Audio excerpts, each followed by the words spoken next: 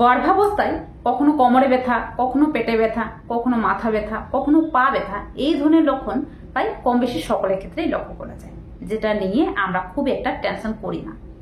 তবে বিশেষত এই লক্ষণগুলোই কিছু কিছু ক্ষেত্রে আপনার জন্য, আপনার বাচ্চার জন্য ক্ষতির কারণ হতে পারে। এই সময় অনেকের ক্ষেত্রে যোনিপথের জায়গায় বা ভেজানাল পার্টের জায়গাটিতে ব্যথা হতে দেখা যায়, যেটা নিয়ে কিন্তু অনেকে টেনশনে পড়ে যায় যে এই জায়গায় ব্যথা করছে কেন, এক্ষেত্রে বাচ্চার কোনো ক্ষতি হয়ে যায়নি তো। এই বিষয়ে অনেকে জানতে চাইছেন, তার জন্য আজকে ভিডিওতে এই বিষয়ে আলোচনা করব। নমস্কার বন্ধুরা, দেশকোণ পঞ্চুর আরেকটি নতুন ইনফরমেটিভ ভিডিওতে সবাইকে অনেক ওয়েলকাম, অনেক ভালোবাসা। তো আজকের ভিডিওর মূল আলোচনা হলো গর্ভাবস্থায় যোনিপথে ব্যথা হয় কেন। এই বিষয়ে অনেকে টেনশন করেন, সেক্ষেত্রে এই সময় কি করবেন যাতে এই জায়গাটিতে ব্যথা না করে। তাছাড়াও এই সময় কোন লক্ষণটি দেখলে অবশ্যই ডাক্তারবাবুকে যাবেন, এই পুরোটাই বিষয়ে আলোচনা করব। তার সঙ্গে সঙ্গে এই যোনিপথের জায়গায় ব্যথা দেখে অনেকে রয়েছেন যারা স্বাভাবিকভাবে অনুমান করে থাকেন এটা ছেলে সন্তান অথবা মেয়ে সন্তান লক্ষণ, সেই বিষয়েও আপনাদের সাথে একটি সঠিক তথ্য দিতে চলেছে। অবশ্যই ভিডিওটি স্কিপ না করে শেষ পর্যন্ত দেখুন, আশা করি অনেকটাই হেল্পফুল হবে। এবং ভিডিওটি যদি ভালো লেগে থাকে অবশ্যই একটি লাইক, কমেন্ট, শেয়ার করে আমার চ্যানেলটিকে সাবস্ক্রাইব করে আমার পাশে থাকবেন। চলুন ভিডিও স্টার্ট। তো দেখুন, প্রেগনেন্সিতে যোনিপথে ব্যথা হওয়াটা পুরোপুরি স্বাভাবিক, তবে এটি যদি প্রেগনেন্সির এক বিশেষ সময় হয়ে থাকে এবং এটি যদি হালকাভাবে হয়ে থাকে। কারণ প্রেগনেন্সিতে হালকা পরিমাণে ব্যথা হওয়াটা কিন্তু বিশেষ কিছু কারণের জন্য হয়ে থাকে। যেমন প্রেগনেন্সিতে আপনার বাচ্চা কিন্তু এসে আপনার ইউটেরাসে বা আপনার গর্ভের মধ্যে যখনই লাগে, সেক্ষেত্রে আপনার বাচ্চা এই জায়গায় কিন্তু আস্তে আস্তে করে বৃদ্ধি পেতে শুরু করে এবং সেই জায়গায় বৃদ্ধি যখনই পায়, সেক্ষেত্রে ইউটেরাসের আকারও আস্তে আস্তে বৃদ্ধি পায় এবং ইউটেরাসের আকার বৃদ্ধি পাওয়ার ফলে আপনার যোনিপথের জায়গাটিতে এক ধরনের টান পড়ে। বিশেষত আপনার পেটের দুই পাশে যে লাউন্ড লিগামেন্টস রয়েছে, যেটা স্বাভাবিকভাবে যোনিপথের জায়গাটিকে এক বিশেষ ধরনের সাপোর্ট দিয়ে রেখেছে, সেই ক্ষেত্রে এই জায়গাগুলোতে এক বিশেষ ধরনের টানের কারণে কিন্তু আপনার যোনিপথের জায়গায় ব্যথা হতে পারে। দ্বিতীয়ত হলো আপনার বাচ্চার আকার যতটা বৃদ্ধি পাবে, সেক্ষেত্রে এই যোনিপথের জায়গায় চাপ পড়বে এবং যার কারণে কিন্তু ব্যথা হয়ে থাকে। তৃতীয়ত পপ্রেগন্যান্সির 9 নম্বর মাসে বিশেষত এই সময় যেটা হয়ে থাকে, বাচ্চার আকার বৃদ্ধি পায়, পেটেরও আকার বৃদ্ধি পায় এবং এই সময় বাচ্চা কিন্তু আস্তে আস্তে ডেলিভারির পজিশন আসতে শুরু করে, মানে নিচের দিকে আস্তে আস্তে নামতে শুরু করে। সেক্ষেত্রে আপনার যোনিপথের জায়গায় ব্যথা হতে পারে, এই সময় পুরোপুরি স্বাভাবিক। এমনকি প্রেগনেন্সিতে কিছু কিছু ভুলের কারণেও কিন্তু আপনার যোনিপথের জায়গায় ব্যথা হতে পারে। যেমন প্রেগনেন্সিতে কোনো গর্ভবতী মা যদি বেশিক্ষণ ধরে দাঁড়িয়ে থাকেন বা ঝুঁকে কোনো কাজ করেন বা বেশিক্ষণ ধরে যদি নিচে বসে থাকেন, সিঁড়ি দিয়ে যদি বেশি উঠানামা করেন বা জোরে জোরে যদি হাঁটাচলা করেন, সেক্ষেত্রে কিন্তু এই জায়গাটিতে ব্যথা হতে পারে। এমনকি গর্ভাবস্থায় প্রায় প্রত্যেকের ক্ষেত্রে হরমোনাল ইমব্যালেন্স হয়ে থাকে, সেক্ষেত্রে হরমোনাল ইমব্যালেন্সের কারণে শরীরের মধ্যে এক শুষ্কতা চলে আসে। এই শুষ্কতার কারণেও কিন্তু চামড়ার মধ্যে যেহেতু টান পড়ে প্রেগনেন্সিতে, সেক্ষেত্রেও কিন্তু এই জায়গাটাতে ব্যথা হতে দেখা যায়, যেটা পুরোপুরি স্বাভাবিক। তবে এটা কখন দেখা যায়? এটা বিশেষত প্রেগনেন্সির 2nd ট্রাইমেস্টার থেকে 3rd ট্রাইমেস্টার দেখা যায়।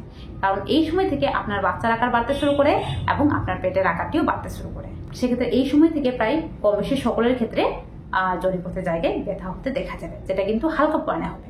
তবে আপনার ক্ষেত্রে যদি প্রেগনেন্সি প্রথম 3 মাসে, মানে 1 থেকে 3 নম্বর মাসে যদি কোনো কারণবশত আপনার যোনিপথের জায়গাটিতে ব্যথা অনুভূত হচ্ছে, হালকা পরিমাণেও হচ্ছে, সেক্ষেত্রে অবশ্যই একবার ডাক্তারবাবুকে যাবেন। কারণ এক্ষেত্রে কিন্তু অনেক সময় যেটা হয়ে থাকে যে বাচ্চা মিসক্যারেজের কারণ হতে পারে বা অনেক সময় কিন্তু প্রেগনেন্সিটি কোনো রকম আনহেলদি কন্ডিশন রয়েছে, সেক্ষেত্রে কিন্তু ব্যথা হতে পারে। কারণ এই সময় খুব একটা ব্যথা দেখা যায় না প্রায় প্রত্যেকের ক্ষেত্রে।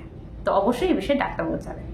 এবারে এই জায়গায় যেহেতু ব্যথা হয়, সেক্ষেত্রে স্বাভাবিকভাবে উঠা বসা চলাফেরা করতে এক ধরনের সমস্যা হয়ে থাকে।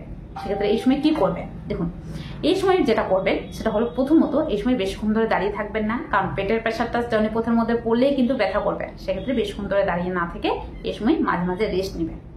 এমনকি এই সময় ঝুঁকে কোনো কাজ করা কিন্তু একদমই অ্যালাউ নেই প্রেগনেন্সিতে, সেক্ষেত্রে ঝুঁকে কাজ করাটা একদমই ছেড়ে দিন, প্রেগনেন্ট হতে না হতে। এছাড়াও কিন্তু এই সময় পর্যাপ্ত মানে জল খান, হেলদি খাবার খান। এমনকি এই সময় পারলে কিছু এক্সারসাইজ করুন, যেমন বাটারফ্লাই এক্সারসাইজ।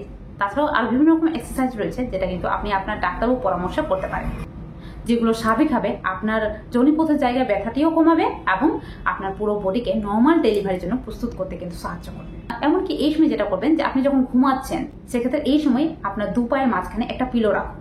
কারণ 2 পায়ের চাপেও কিন্তু অনেক সময় যেটা হয়ে থাকে যে যোনিপথের জায়গায় ব্যথা হয়ে থাকে। সেক্ষেত্রে দু পায়ের মাঝখানে একটা পিলো রাখলে সাপোর্ট পায় এবং ব্যথারও কিন্তু কম পরিমাণে হয়ে থাকে। তাছাড়াও এই সময় যেটা করতে পারেন যে হালকা উষুম জলে সেঁক নিতে পারেন। হট ওয়াটার ব্যাগ বাজারে খুব সহজে অ্যাভেলেবল থাকে, এই হট ওয়াটার ব্যাগেও কিন্তু আপনি সেঁক নিতে পারেন। না তো আপনি হালকা একটু উষুম জলের মধ্যে কিছুক্ষণ ধরে বসে থাকুন, যাতে আপনার প্রাইভেট পার্টের জায়গাটি একটু পরিমাণে এই উষুম জলের মধ্যে ভিজে থাকে। সেক্ষেত্রে হালকা উষুম জলে ব্যথা খেয়ে নেই, সেক্ষেত্রে এই ব্যথাটা কম পরিমাণে হয়ে থাকে।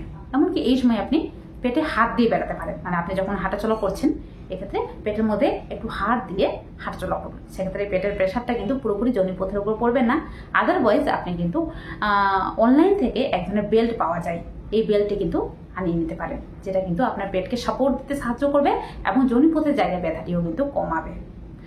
এই সময় একটু হাঁটাচলা করুন, মানে খুব জোরে হাঁটাচলা করাটা একদম অ্যাভয়েড করতে বললাম, তবে এই সময় 30 থেকে 40 মিনিট আস্তে আস্তে পায়ে কিন্তু অবশ্যই হাঁটাচলা করুন। আপনার মন মেজাজ ভালো থাকবে, এই ব্যথাগুলো কিন্তু কম পরিমাণে হবে। এই সময় যতটা রেস্ট নেবেন জায়গায় জায়গায় ব্যথা হওয়াটা কিন্তু খুব বেশি মানে দেখা দেবে, তো অবশ্যই এই বিশেষ খেয়াল রাখুন। এবারে এই সময় কোন লক্ষণটি দেখলে অবশ্যই ডাক্তার যাবেন। দেখুন, যে লক্ষণটি আপনার বাচ্চার জন্য কিন্তু ক্ষতির কারণ হতে পারে, তার মধ্যে প্রথমত হলো আপনার যোনিপথের জায়গায় যদি খুব বেশি মানে ব্যথা হয়ে থাকে, সেক্ষেত্রে অবশ্যই ডাক্তার যাবেন। তাছাড়াও আপনার যোনিপথের জায়গার সঙ্গে সঙ্গে আপনার তল পেটের জায়গায় খুব বেশি মানে ব্যথা অনুভূত হচ্ছে, ইউরিন করার সময় জ্বলন অনুভূত হচ্ছে, এক ধরনের ঝাঁঝালো দুর্গন্ধ বেরোচ্ছে, এমনকি যোনিপথের জায়গাটিতে কোনো ধরনের রেসেস হয়ে গেছে, সেক্ষেত্রেও ডাক্তার যাবেন। কারণ এই জায়গাটিতে কোনো ধরনের ইনফেকশন হয়েছে, যেটি কিন্তু বাচ্চা পর্যন্ত পৌঁছে যেতে পারে। এমনকি এই সময় যদি আপনার যোনিপথ থেকে কোনো ধরনের ব্লিডিং হয়ে থাকে বা খুব বেশি মানে সাদা সাপ নির্গত হয়ে থাকে, সেক্ষেত্রেও ডাক্তার যাবেন। কারণ এই সমস্তটা লক্ষণ কিন্তু অনেক সময় ইঙ্গিত করে আপনার বাচ্চা বা আপনার প্রেগনেন্সি অনেক বড় ক্ষতির কারণ হতে পারে, তো অবশ্যই এই বিষয়ে খেয়াল রাখুন। তাছাড়াও প্রেগনেন্সিতে যোনিপথে ব্যথা হওয়াটা পুরোপুরি স্বাভাবিক, এর জন্য খুব একটা টেনশন করার কোনো কারণ নেই। এই বিষয়ে রিল্যাক্স থাকুন। তবে যে টিপসগুলো বললাম সেইগুলো যদি ফলো করেন, তাহলে আপনার ক্ষেত্রে ব্যথা হওয়াটা কম পরিমাণে দেখা দেবে। এবারে আসি এই বিষয়ে অনেকে জানতে চাচ্ছেন, সেটা হলো যোনিপথের জায়গায় ব্যথা হওয়াটা কিসের লক্ষণ, ছেলে নাকি মেয়ে। বিশেষত যোনিপথের জায়গায় ব্যথা দেখে অনেকে অনুমান করে থাকেন এটা ছেলে সন্তান হওয়ার লক্ষণ, মানে সাধারণত ছেলে বাচ্চা তল পেটে থাকে এবং তার জন্য কিন্তু যোনিপথের জায়গায় ভীষণ ব্যথা অনুভূত হয়, যার ফলে ভেবেই নিন যে তার ক্ষেত্রে ছেলে সন্তান হবে। তো এই বিষয়ে বলে রাখি, দেখুন এটা কিন্তু অনেকের ক্ষেত্রে হয়তো মিলে যেতে পারে, তবে এটা আসল যে লজিক হলো সেটা হলো প্রেগনেন্সিতে বাচ্চার আকার যতটা বৃদ্ধি পাবে, সেক্ষেত্রে আপনার যোনিপথের জায়গায় কিন্তু ব্যথা দেখা দেবে। আদারওয়াইজ প্রেগনেন্সিতে এটা হওয়া কিন্তু পুরোপুরি স্বাভাবিক। প্রেগনেন্সি ডেলিভারি হয়ে যাওয়ার পরে এটা পুরোপুরি সেরে যায়, ডেলিভারির পরে আর ব্যথা করে না। সেক্ষেত্রে আপনার যে ছেলেই হবে বা মেয়েই হবে, এর কিন্তু 100% কোনো রকম সিওরিটি নেই, বিশেষত এর কিন্তু সায়েন্টিফিক কোনো রকম লজিক নেই। তো অবশ্যই বলবো প্রেগনেন্সিতে এটা মানতে পারেন, তবে 100% যে আপনার ক্ষেত্রে ছেলেই হবে বা মেয়েই হবে এটা কিন্তু কোনো রকম সিওরিটি নেই। তো অবশ্যই প্রেগনেন্সির সময় নিশ্চিন্তে থাকুন। এই সময় হেলদি খাবার খান, পর্যাপ্ত পরিমাণে জল খান, পর্যাপ্ত পরিমাণে রেস্ট নিন এবং যে টিপসগুলো বললাম সেগুলো ফলো করুন। আশা করি আপনার ক্ষেত্রে এই জায়গায় ব্যথা হওয়াটা কম পরিমাণে দেখা দেবে। আদারওয়াইজ এই জায়গাটা হালকা পরিমাণে ব্যথা কিন্তু প্রায় প্রত্যেকের ক্ষেত্রে দেখা যায়, বিশেষত প্রেগনেন্সির 3rd ট্রাইমেস্টারে, যেটা পুরোপুরি স্বাভাবিক, এই নিয়ে টেনশন করবেন না। তো অবশ্যই আজকের ভিডিওটি আশা করি প্রত্যেকের ক্ষেত্রে হেল্পফুল হয়েছে, তার জন্য ভিডিওটিকে বেশি বেশি মানে শেয়ার করুন এবং ভিডিওটি ভালো লাগলে আমার চ্যানেলকে সাবস্ক্রাইব করে আমার পাশে থাকুন। দেখা হবে আরেকটি নতুন ভিডিওতে। আজকের জন্য টাটা, সবাই ভালো থাকবেন, সুস্থ থাকবেন, সাবধানে থাকবেন।